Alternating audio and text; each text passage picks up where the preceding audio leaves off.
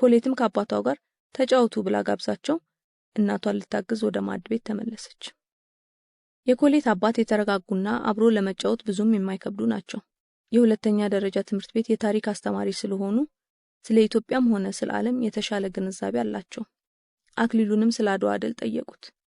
አክሊሉ ስለ አድዋ ድል ከማሸነፋችን በቀር በጥልቀት የሚያውቀው ነገር አልነበረም። የድሉንም ግዝፈት በትክክል አልተረዳውም። ጥያቄያቸውንም የመለሰው አንዱን የአድዋ ድል ክብረ በዓል በጊዮርጊስ ቤተክርስቲያን ንግስቲቱና አልጋውራሹ በተገኙበት እንዳከበረ ነበር።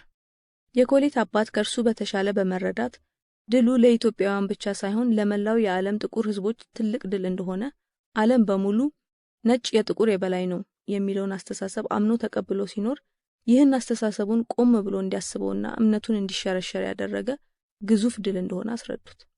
በእርግጥም የአድዋ ድል አክሊሉን አንዲት ነጭን ሴት ያውም በትምህርት ደረጃዋ ለጊዜውም ቢሆን የምትበልጠውን የፍቅር ጥያቄ እንዲያቀርብ በዚህ የፍቅር ግንኙነቱ በሚደርስበት ሽሙጥና ማንጓጠጥ እንዳይደናገጥ ቤተሰቦቿ ቤት ሲጋበዝ ሳይሸማቀቅ ለመምጣት ብሎም ከአባቷ ጋር እንዳኩያ ቁጭ ብሎ ለመጫወት የሚያስችል የመንፈስ ልዕልና ሰጥቶታል። ነገር ግን የቆመበትን መሰረት በትክክል እንዲረዳ ማንም አላስተማረውም። ታሪኩን ከትምህርት ቤት ካለማግኘቱም በላይ ያገሩም ሰው ድሉን በዚህ መልክ አልተረዳውም። አሁን የኮሌት አባት የገዛ ታሪኩን በዚህ መልክ ሲያስረዱት የአባቶቹ ውለታ ተገለጸለት። ታሪኩንም በጥልቀት ለማንበብ ወሰነ። ኮሌት እየተጫወቱ እንደሆነ ልታያቸው ስትመጣ ጥልቅ ሐሳብ እንደሚወያዩ ስለተረዳች ቶሎ ተመለሰች። እና አክሊሉ ይህን ሲጫወቱ ኮሌትና እናቷ የገናውን ዋዜማ ራት አዘጋጅተው የምግብ ጠረጴዛው ላይ ደረደሩት። ኮሌት ራት መድረሱን አብስራ አክሊሉን አባቷንና ወንድሟን ወደ ምግብ ጠረጴዛው ጋበዘች። መኝታ ቤቱ የነበረው የኮሌት ወንድም አክሊሉን ሰላም ብሎ ተቀላቀላቸው። ራት ከበሉ በኋላ ወይን እየጠጡ ረጅም ሰዓት አብረው ተቀመጡ። አክሊሉም እንግዳ ሳይሆን የቤተሰቡ አንድ አባል ይመስል ነበር። ገናና የፈረንጅ አዲስ ዓመት ካለፈ በኋላ አክሊሉና ኮሌት ለበዓል እረፍት ተዘግቶ የነበረው ትምህርት ቤት ስለተከፈተ ትምህርታቸውን ጀመሩ። ፍቅራቸውም ይበልጥ እየሞቀ ሄደ። የፍቅር ግንኙነታቸውን በጀመሩ በአመቱ ኮሌት ትምህርቷን ጨርሳ ተመረቀች። ስራ ወዲያው ስላገኘች ለመዝናኛ የሚሆን ገንዘብ አገኙ። ከፓሪስ በተጨማሪ ወደ ፈረንሳይ የባህር ዳርቻ ከተሞች ኒስና ማርሴይ የሄዱ መዝናናት ጀመሩ።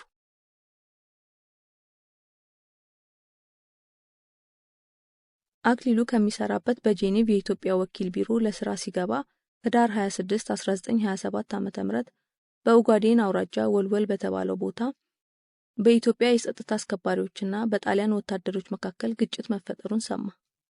ግጭቱ ከመፈጠሩ ከ10 ቀን በፊት ጀምሮ የጣሊያን ሶማሌ የጦር አዛዦች ወሰን ለማካለል በስራ ላይ የነበሩትን የእንግሊዝ ሶማሌና የኢትዮጵያ ሹማምንትን ስራ እንዳይሰሩ ሲያደናቅፉ እንደነበር፣ የኢትዮጵያ ጦርም ጥቃት እንዲያደርስ ሲተነኩሱ እንደነበር፣ ይህ ሳይሳካላቸው ሲቀር ራሳቸው የመጀመሪያውን ጥይት መተኮሳቸውን፣ ጥቃቱን ከጀመሩ በኋላ ደጀን ጦር በከባድ መሳሪያና ታንክ እንዲሁም በተዋጊ ቦምብ ጣይ አውሮፕላኖች አግዟቸው ድንበር ጠባቂ ከነበሩት 800 ከሚጠጉ ወታደሮች 108 ገድለው 45 እንዳቆሰሉ ከጣሊያን ጦርም 90 እንደተገደሉ ዝርዝር ሪፖርቱ ላይ ተመለከተ።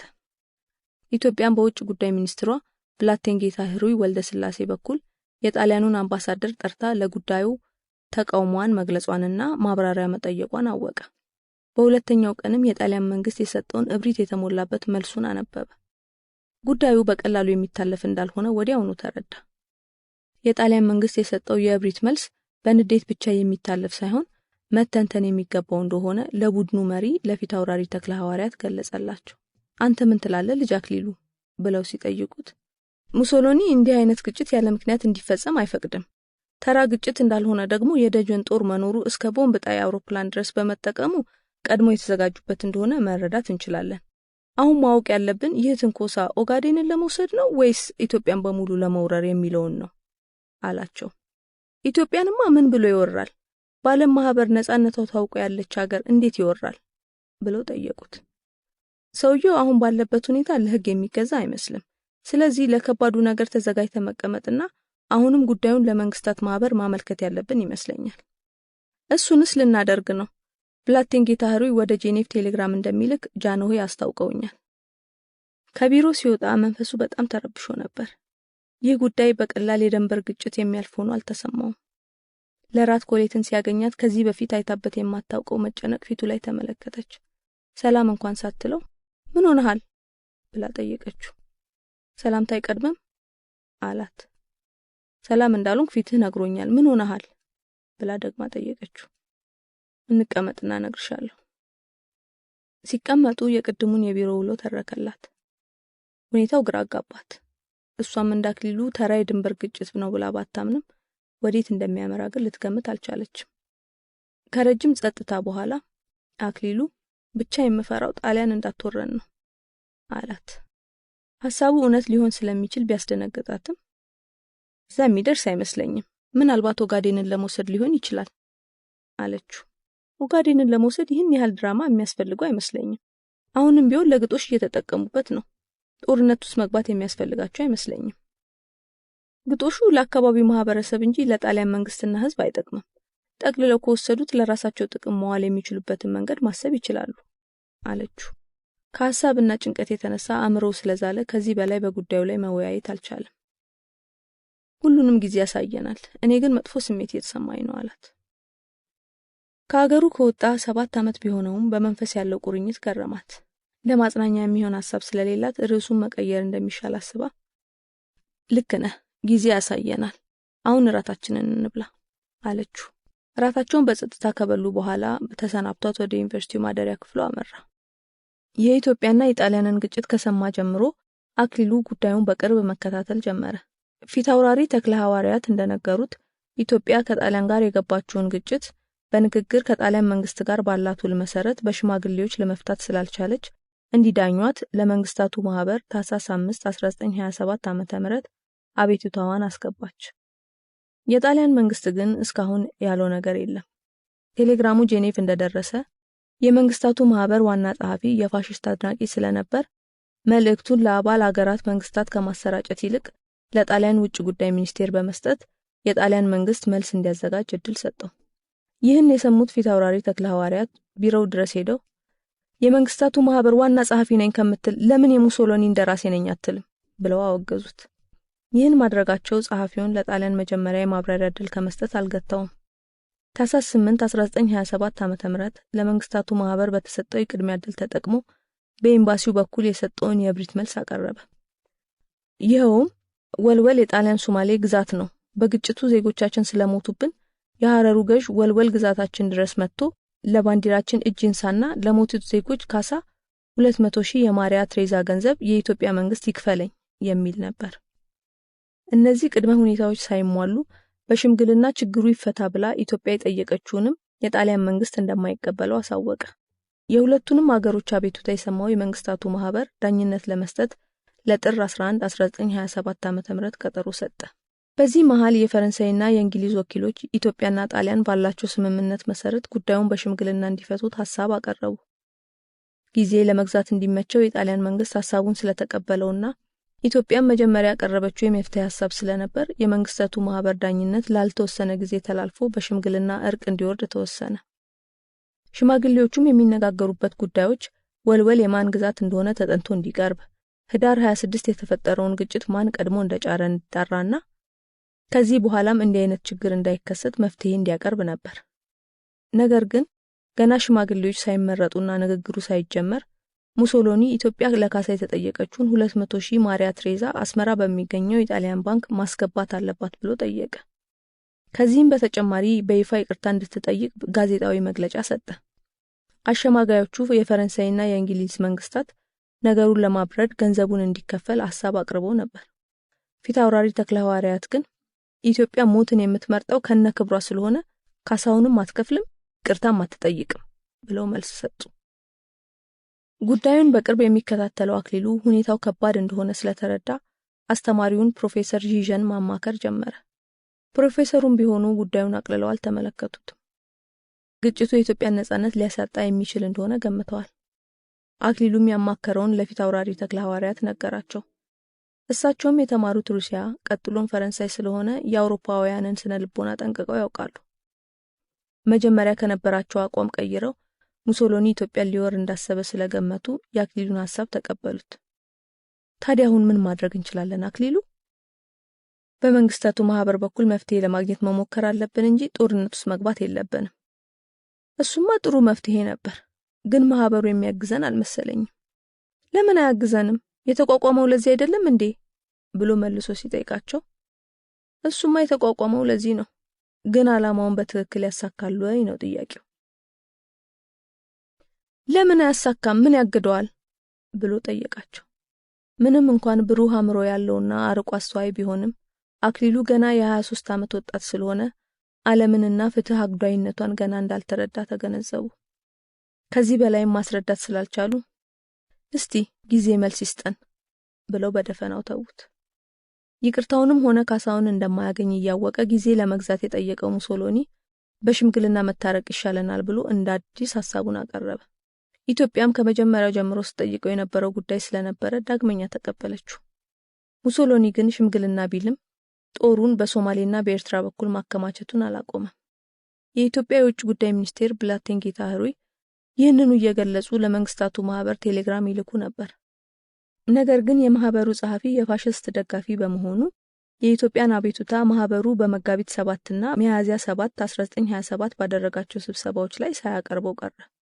ይህን ያወቁት ንጉሠ ነገስቱ ግንቦት 12 1927 ዓ.ም ለ56ቱ የመንግስታቱ ማህበር እንደራሴዎች ጉዳዩን ገልጸው ቴሌግራም ላኩ። ጸሐፊው ይህን ቴሌግራም መሸሸግ ስላልቻለ በግንቦት 17 1927 ዓ.ም የማህበሩ ስብሰባ ላይ አቀረበው። በስብሰባው ላይ ከፊት አውራሪ ተክለ ሐዋርያት ጋር አክሊሉም ተገኝቶ ነበር። ጉባኤው የኢትዮጵያን አቤቱታ ካዳመጠ በኋላ ኢትዮጵያና ጣሊያን በቀጥታ ተነጋግረው መግባባት ስላልቻሉ በሽማግሌዎች እንዲዳኙና ውሳኔው ከ3 ወር በኋላ ለጉባኤው እንዲቀርብ የሚል ዋጋ ቢስ ውሳኔ አስተላለፈ። ዋናው የኢትዮጵያ አቤቱታ የነበረውን የጣሊያን ጦር በሶማሌና ኤርትራ መከማቸት ሳያይ አለፈው። ፊት አውራሪ ተክለ ሐዋርያት ይህን አጀንዳ ለምን እንዳልታየ ሲጠይቁ የጣሊያን መልእክተኛ ኢትዮጵያ እንዳታጠቃን ራሴን ለመከላከል እንጂ ጦርነት ፈልገን አይደለም የሚል የማስተማመኛ ቃል ስለሰጠ ነው ተባሉ። በዚህ ጊዜ ፊት አውራሪ ለተሰብሳቢዎቹ የፋሽስት መንግስት የአገሬን ነጻነት ለመግፈፍ እናንተም በማስፈራራትና በማታለል ወደፊት እየገፋ ነው። እናንተም ጉዳዩን በማወቅም ሆነ ባለማወቅ እየሸፋፈናችሁ እያለፋችሁት ነው። ወደፊት ዋጋ እንደሚያስከፍላችሁ እወቁት ብለው ተናገሩ። አክሊሉ ከስብሰባው በኋላ ከመንግስታቱ ማህበር ፍትህ ለማግኘት የነበረው ተስፋ ተሸረሸረበት። አገሩን በምን መልክ ማገዝ እንዳለበትም ያወጣ አይወርድ ጀመር። ለዳኝነቱ ኢትዮጵያ አቶ ፕራዴልና አቶ ፖተር የተባሉ መምህራን ከፓሪስና ከጄኔቭ ዩኒቨርሲቲዎች በፕሮፌሰር ጂዣ አማካኝነት በበኩሏ ከ2 ወር በፊት ሰይማለች። ፋሽስት ጣሊያን 3 ወር ዘግይታ የሙሶሎኒን የቅኝ ግዛት ሚኒስቴር ባልደረቦች ለዳኝነት መረጠች። ዳኞቹ ገለልተኛና ከሀገሮቹ ጋር የጥቅም ትስስር የሌላቸው መሆን ስላለባቸው ይህንኑ ኢትዮጵያ ስትጠይቅ ኢትዮጵያም የራሷን ሰዎች ማቅረብ ትችል ነበር ብሎ ሙሶሎኒ የብሪት መልሱን ሰጠ። የመንግስታቱ ማህበር ዋና ጸሐፊም አሁንም እንዲሁ አለፈው። ውሳኔውን ተቀብሎ ከመቀጠል በቀር አማራጭ ያልነበራት ኢትዮጵያ ዳኝነቱ እንዲቀጥል ተስማማች።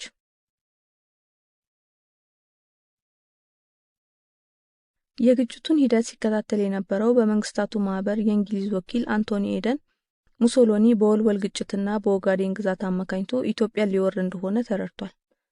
ኢትዮጵያ የሚያጋጥማትን ችግር በህግና በሰላማዊ መንገድ በመንግስታቱ ማህበር ማዕቀፍ ለመፍታት የሄደችበትን ርቀት አይቷል። ነገር ግን ኢትዮጵያ የምትፈልገውን ፍትህ ከመንግስታቱ ማህበር እንደማታገኝ አምኗል። አገሩ እንግሊዝም ብትሆን በሁለት ሀገሮች ግጭት እንደማትገባና መፍትሄውም በማህበሩ በኩል ይሰጥ የሚል አቋም እንዳላት ያውቃል። በኢትዮጵያ ምክንያት ፍርድ ቢጓደል የማህበሩን ህልውና እንደሚያሰጋው ኢትዮጵያም ከጣሊያን ጋር ጦርነት ውስጥ ብትገባ እንደምትጎዳ በማሰብ አስታራቂ ብሎ ያሰባቸውን የመፍትሄ ሐሳቦች ለአገሩ ፓርላማ አቅርቦ ካጸደቀ በኋላ ለሙሶሎኒ ለማቅረብ ወደ ጣሊያን ተጓዘ። የመፍትሄ ሐሳብ ብሎ ያሰበው ኢትዮጵያ የኦጋዴንን አውራጃ በሙሉ ለጣሊያን እንድታስረክብ፣ የእንግሊዝ መንግስት በእንግሊዝ ሶማሌ በኩል ያለውን የዘይላን የባህር በር ለኢትዮጵያ እንዲለቅ፣ የጣሊያን መንግስት ከኢትዮጵያ ጋር ያለውን የወዳጅነት ስምምነት አጠናክሮ እንዲቀጥልና ኢትዮጵያ ውስጥ ለኢኮኖሚ እድገት ምቹ የሆኑትን አንዳንድ አውራጃዎች ለማልማት ከእንግሊዝ መንግስት ትብብር እንዲያገኝ የሚል ነበር። ይህን የመፍትሄ ሐሳብ ሙሶሎኒ ሲሰማ ኢትዮጵያ የባህር በር ታገኝ በሚለው በፍጹም አልስማማም፣ እንኳን የባህር በር አግኝታ አሁንም በኮንትሮባንድ የምታገኘው መሳሪያ እኛንም እናንተንም እየፈተነ እንደሆነ ታውቃላችሁ ብሎ መልስ ሰጠ። መሳሪያ ማግኘት እንዳትችል ማድረግ የሚቻልበትን መንገድ እንፈልጋለን ብሎ አንቶኒ ኤደን ቢመልስለትም ሙሶሎኒ ይህ በፍጹም የጣሊያንን ጥቅም የሚያስጠብቅ ሳይሆን እንግሊዝ የኢትዮጵያ ወዳጅ እንደሆነች የሚያሳይ ነው ብሎ ተከራከረ። ሁኔታውን ያየው አንቶኒ ኤደን አስበውበት ሌላ ጊዜ መነጋገር እንችላለን ብሎ ሐሳብ ሰጠው። ሙሶሎኒ ግን ዓላማው ኢትዮጵያን መጠቅለል ስለነበር ሐሳቤን ስለማለውጥ ሌላ ቀጠሮ መያዝ ያስፈልገናል ብሎ እቅጩን ነገረው። ቀጥሎም እዚህ ሮም ድረስ መጥተው የመንግስቱን ሐሳብ ሲገልጹልኝ እኔም ትክክለኛ ስሜቴን ብገልጽሎት ደስ ይለኛል አለው። ኤደንም እድሉን ሰጠው። እኔ ከኢትዮጵያ ጋር የሰላም ስምምነት ለማድረግ ዝግጁ ነኝ። ስምምነቱን የማደርገው ግን ኢትዮጵያ ከጥንት ጀምሮ የምትታወቀው ጎጃምን፣ ጎንደርን፣ ትግሬንና ሸዋን ይዛ ስለነበር በእነዚህ ግዛቶቿ ላይ የጣሊያንን የበላይነት ተቀብላና ሌሎቹን የደቡብና ምስራቅ አውራጃዎች ሐረርንና ኦጋዴንን ጭምር ለጣሊያን በሰላም ካስረከበች ነው ብሎ ግልጹን ነገረው። ይህ የሙሶሎኒ ሐሳብ ለአንቶኒ ኤደን አዲስ ባይሆንም በግልጽ ስለነገረው እየተደነቀ ያለ ሙሶሎኒ ቀጥሎ አገሬ ባድዋ ጦርነት የተሸነፈችው 13000 ጦር ይዛ 90000 ጦር ካለው ሚኒሊክ ጋር ገጥማ ነው። እኛም የዚህን ብድር ለመመለስና ክብራችንን ለማደስ ወደ ኢትዮጵያ ድንበር 150000 ጦር ልከናል። ኢትዮጵያ በእኔ ሐሳብ ካልተስማማች ጦርነቱ አይቀሬ ይሆናል። ከጦርነቱ በኋላ ደግሞ ኢትዮጵያ ከዓለም ጂኦግራፊ ላይ ትሰረዛለች አለው። አንቶኒ ኤደንም ሐሳቡትን በግልጽ ስለነገሩኝ አመሰግናለሁ። ነገር ግን በተለይ ስለ አድዋ የተናገሩትን በፍጹም እንደማልቀበለው እንዲያውቁልኝ ይፈልጋለሁ። ያለንበት ዘመን አገሮች ያለፈውን ሽንፈታቸውን እያሰቡ ብድር የሚመልሱበት ዘመን አይደለም።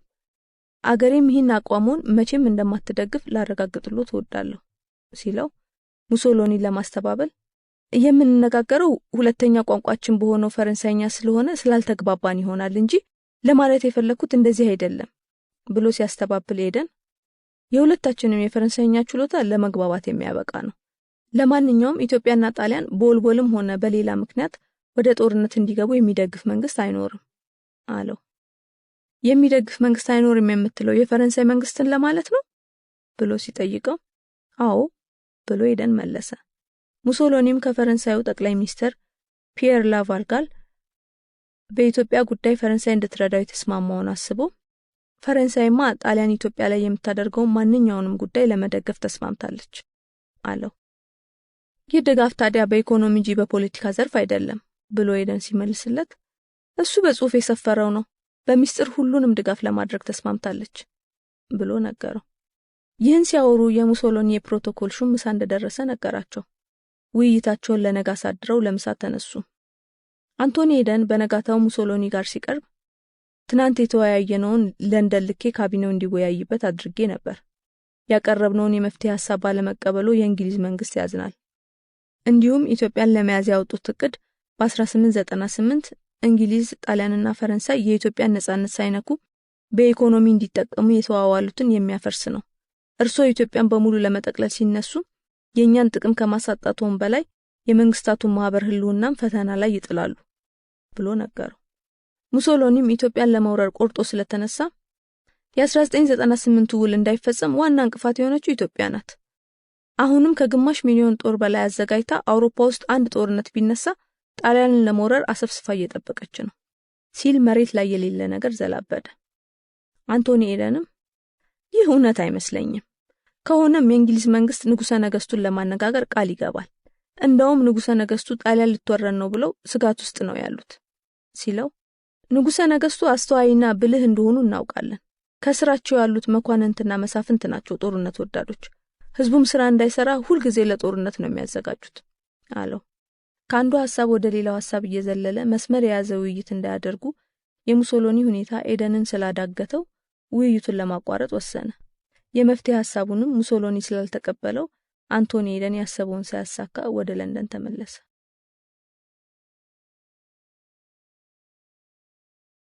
ዳኝነቱ በሰኔ 1927 መጀመር የነበረበት ቢሆንም የሙሶሎኒ ሰዎች እያጓተቱ እስከ ሐምሌ ድረስ አቆዩት። በሐምሌ ወርም ለዳኝነት ሲቀመጡ ዳኞቹ መመርመር ያለባቸው የወልወሉን ግጭት ማንጫረው የሚለውን እንጂ ወልወል የማን ግዛት እንደሆነ ለመመርመር መሆን የለበትም ብለው ቅድመ ሁኔታ አስቀመጡ። በዚህ መልክ መቀጠል ስላልተቻለ ውይይቱ እንዲቆም ተደረገ። ውይይቱን ለመቀጠል ተጨማሪ አንድ ዳኛ እንዲጨመርና እንዲያሸማግል የግሪኩ ተወካይ በመንግስታቱ ማህበር ተመረጠ። ጣሊያን ግን ጦሯን ወደ ኢትዮጵያ ድንበር እያስጠጋች ማስፈራራቷን አላቆመችም። ንጉሠ ነገስቱም ጉዳዩን ለመንግስታቱ ማህበር ማመልከታቸውን አላቆሙ። የመንግስታቱ ማህበርም የኢትዮጵያን አቤቱታ ማድበስበሱን ቀጠለበት። አክሊሉ ሂደቱን እየተከታተለ ስለነበር ከቀን ወደ ቀን በመንግስታቱ ማህበር ላይ የነበረው እምነት እየደከመ ሄደ። የእንግሊዝና የፈረንሳይ መንግስታትም ለማስታረቅ ብለው የሚሞክሩት ሙከራ ፍትህን ለማስፈን ሳይሆን ምንም አላደረጉም ላለመባል ስለነበር መፍትሄ አላመጣም። በነሐሴ ወር መጨረሻ የተሸሙት ዳኞች ወልወል ላይ ግጭቱን ማን ቀድሞ እንደጫረ አይታወቅም የሚል ግራ የሚያጋባ ውሳኔ ነሐሴ 25 1927 ዓ.ም ለመንግስታቱ ምክር ቤት አስተላለፉ።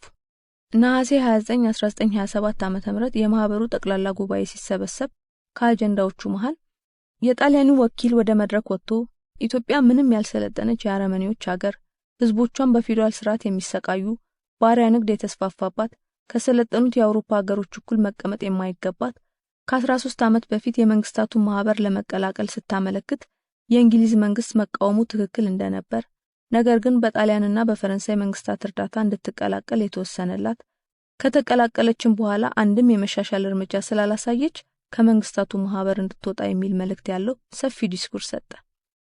ያቀረበውን ዲስኩር በመጽሐፍ ጠርዞ ወዳጁ የመንግስታቱ ማህበር ጸሐፊ ለሀገሮቹ ወኪሎች አዳረሰው። ፍትህ ጠብቀው ወደ አዳራሹ ያልገቡት አክሊሉና ፊታውራሪ ተክለ ሐዋርያት የሙሶሎኒ ወኪል ንግግር ከጠበቁትም በላይ ሆነባቸው። ከስብሰባው ወጥተው ወደ ማረፊያቸው ሲሄዱ አንዳቸውም ቃል አልተነፈሱም። አክሊሉ የወጣትነት አእምሮ ማሰብ ከሚችለው በላይ ተወጠረበት። ፍትህ ማጣት፣ መጠቃትና መከታ ማጣት እየተፈራረቁ ተሰሙት። ጣሊያን ብታጠቃን ይከላከልልናል ብሎ ተስፋ ያደረገበት ማህበር ጥቃቱን ሰምቶ ጆሮ ዳባ ልበስ እያለ ነው። አገሩ ደግሞ አሁን ባለችበት ሁኔታ ራሷን ለመከላከል ያላት አቅም ከአጥቂዋ ጋር ሲነጻጸር የሰማይና የምድር ያህል ይራራቃል።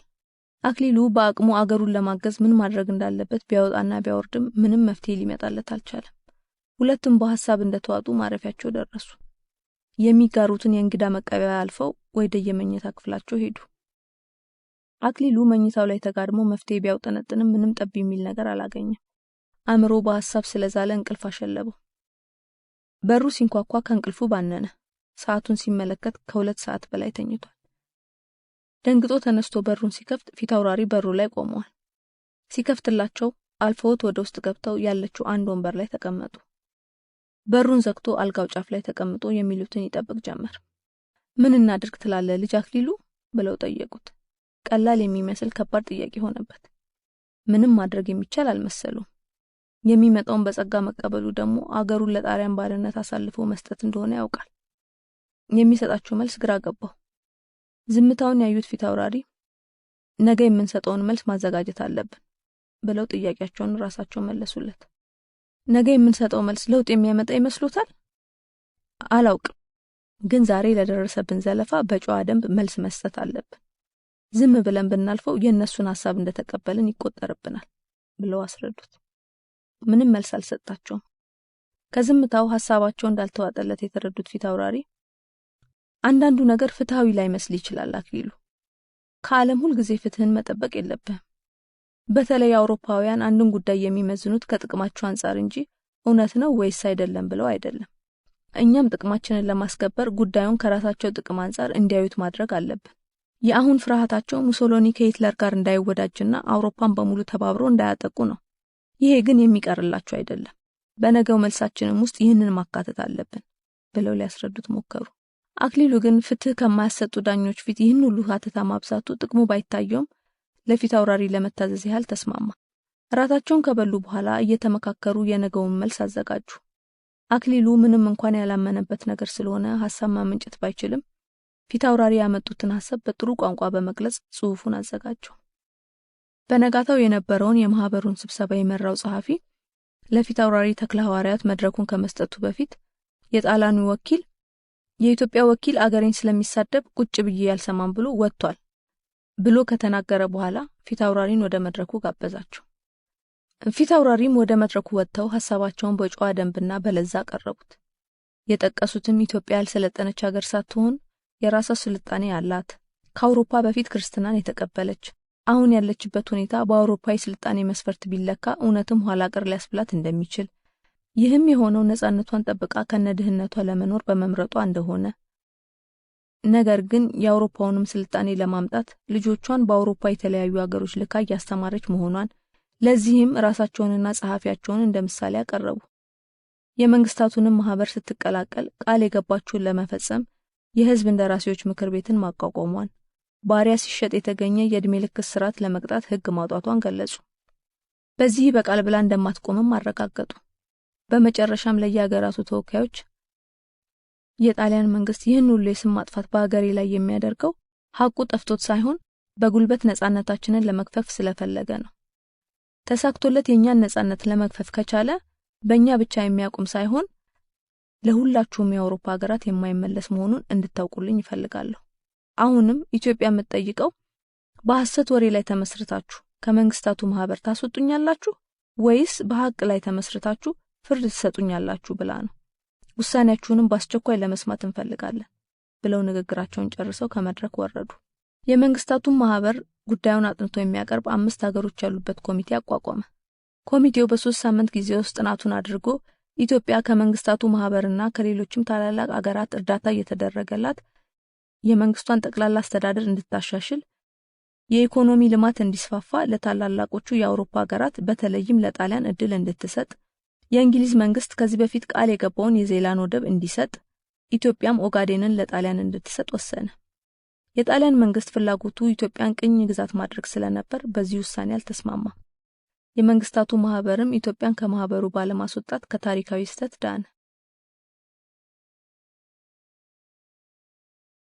መስከረም 14 1928 ዓ.ም አጼ ኃይለ ሥላሴ የክተት አዋጅ አስነገሩ። ይህንንም አዋጅ ማስነገራቸውን ለመንግስታቱ ማህበር አስታወቁ።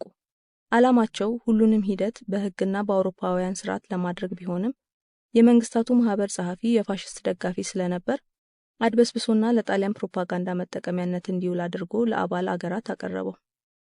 ጉዳዩም ኢትዮጵያ ጣሊያንን በጦርነት ልትገጥም እንደፈለገች አስመሰለው። ንጉሠ ነገስቱ ግን በላኩት ቴሌግራም ጉዳዩ ይህ እንዳልሆነ በግልጽ አስፍረውት ነበር። ሁኔታው የተመቸው ሙሶሎኒ ኢትዮጵያ ለጣሊያን ባላት ጥላቻ ምክንያት ልትወረን ነው ሲል ፕሮፓጋንዳውን አጧጧፈው። ለ2 ዓመታት ሲዘጋጅበት የነበረውን ወረራ መስከረም 22 1928 ዓ.ም እንዲጀምረው ኤርትራ ለሚገኘው የፋሽስት ጀነራል ኤሚሊዮ ደቦኖ ትዕዛዝ አስተላለፈ። ደቦኖም በታዘዘው መሰረት የኢትዮጵያን ድንበር በምድር ጦርና በአየር ኃይል ጥሶ ገባ። ሙሶሎኒም የኢትዮጵያ ንጉሠ ነገስት ጣሊያን ላይ ባደረባቸው ጥላቻ እኛን ለመውጋት ያዘጋጁት ጦር ኤርትራ ግዛታችን እየተቃረበ ስለመጣብን ለጦር ኃይሉ የመከላከያ ውጊያ እንዲጀምር ትዕዛዝ ሰጥቻለሁ ብሎ ለመንግስታቱ ማህበር ቴሌግራም ላከ። አክሊሉ የአገሩን መወረር ከተላከው ቴሌግራም ሰማ። የሚጠበቅ ነገር ቢሆንም እውነትነቱ ሲረጋገጥ ያስደነግጣል። አክሊሉም የወልወሉን ግጭት ከሰማበት ጀምሮ ወደዚህ እንደሚያመራ ቢጠረጥርም ማረጋገጫውን ሲያገኝ በጣም ደነገጠ። ፊት አውራሪ ተክለ ሐዋርያትም ቢሆኑ በጣም ደንግጠዋል። አክሊሉ ሲያገኛቸው ግን የተረጋጉ መስለው በቀጣይ ምን ማድረግ ይሻላል የሚለውን እያሰቡበት እንደሆነ ነገሩት። ይህ መልሳቸው በጣም አናደደው። በዚህ ሰዓትም መረጋጋታቸው ግራ ገባው። እሳቸው ግን እያሰቡ ያሉት አገራቸው ተመልሰው የጣሊያንን ጦር ለመቅጠምና በዲፕሎማሲው ያጡትን ድል ጦር ሜዳ ላይ ለማግኘት ነበር። ይህ ምኞታቸው የድንፋታ ምኞት ሳይሆን ከሩሲያ የታወቀ የጦር ትምህርት ቤት ባገኙት የወታደራዊ ሳይንስ ትምህርታቸው የሀገራቸውን ጦር ከማገዝ ሐሳብ የመጣ ነው። ከትምህርታቸውን በፊት ገና በ14 ዓመት ዕድሜያቸው ወንድማቸውን ተከትለው ወደ አድዋ ዘምተዋል። ልጅ ቢሆኑም የጦር ሜዳ ውሎ ምን እንደሚመስል ያስታውሳሉ። ይህን ሁሉ ሐሳባቸውን ያልገለጡለት አክሊሉ ከእርሳቸው ጋር መወያየቱ ጥቅሙ ስላልታየው ትቷቸው ኮሌትን ሊያገኝ ሄደ። የተቃጠሩበት ካፌ ሲያገኛት መጥፎ ዜና እንደሰማ ከሁኔታው ተረድታለች። ቀዝቀዝ ያለ ሰላምታ ሰጥቷት ፊት ለፊቷ ያለውን ወንበር ስቦ ተቀመጠ። ምን ሆንክ ብላ ከመጠየቅ ይልቅ ሲረጋጋ እንዲነግራት ጊዜ ሰጠችው። ከረጅም ጸጥታ በኋላ ጣሊያን አገሬን ወረረቻት አላት። ይህን ስትሰማ ነጭ ፊቷ ቀይ ሆነ። የምትመልሰው ነገር አጣያለች። መልሷን ሳይጠብቅ ፊት አውራሪ ደግሞ ይህ ሁሉ ጉድ ወርዶብን መናደድ የለ መደንገጥ የለ፣ ቀጥሎ ምን እንደምናደርግ እናስብ ይሉኛል አላት። የተጠበቀ ነገር ቢሆንም ኮሌትንም ወረራው አስደንግጧታል። የፊት አውራሪ ምን እናደርግ የሚለው ጥያቄም ልክ መስሏታል። ግን ምን ማድረግ ኢትዮጵያ ያልሰለጠነች ሀገር ስለሆነች ጣሊያን ማሰልጠን አለባት እያሉ ለሚነዙት የውሸት ፕሮፓጋንዳ መልስ መስጠት እንዳለበት ስላሰበ አክሊሉ ዜና ከኢትዮጵያ የሚባል ጋዜጣ አቋቋመ። በጋዜጣውም ላይ ኢትዮጵያ ከአውሮፓ በፊት ክርስትና እንደተቀበለች የራሷ ስልጣኔ ያላትና የባሪያ ንግድ የማይካሄድባት እንደሆነች በስፋት እየጻፈ ማሰራጨት ጀመረ። ይህን ስራውን ጃንሆይ ስላወቁ የኤምባሲው የፕሬስ አታሼ አድርገው ሾሙት። ሹመቱ በቃል ስለነበር ብላቴን ጌታ ወልደ ማርያም ሹመቱን አልቀበልም አሉ። ይባስ ብለውም ኤምባሲ እንዳይገባ ከለከሉት። አክሊሉ ግን ክልከላቸውን ከምንም ሳይቆጥር ኤምባሲው አጠገብ ካለው ሆቴል ውስጥ አስፈላጊውን መግለጫ ለጋዜጠኞች ይሰጥ ነበር። ታህሳስ 8 1928 ዓ.ም የፈረንሳዩ ጠቅላይ ሚኒስቴር ፒየር ላቫል እና የእንግሊዙ ውጭ ጉዳይ ሚኒስቴር ሳሙኤል ሆየር የጣሊያንና የኢትዮጵያን መንግስታት ለማስታረቅ የሚረዳ ያሉትን እቅድ ነድፈው ለሁለቱም ሀገራት መሪዎች ላኩ።